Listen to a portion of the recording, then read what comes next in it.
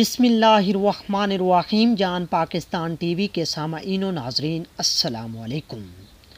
तालबात की तालीम से मुतल्लिक आवाज़ बुलंद करने वाली कम उम्र तरीन नोबल इनाम याफ्ता मलाला यूसुफ़ज़ई ने कहा है कि किसी को अपनी ज़िंदगी में रखने के लिए शादी के कागज़ात पर दस्तखत करने की क्या ज़रूरत है। मुझे अभी तक समझ नहीं आ रही कि लोगों को शादी क्यों करनी है। अगर आप अपनी ज़िंदगी में किसी के साथ रहना चाहते हैं तो निकाह नामे पर दस्तखत करने की क्या ज़रूरत है। सिर्फ पार्टनर बनकर क्यों नहीं रह सकते।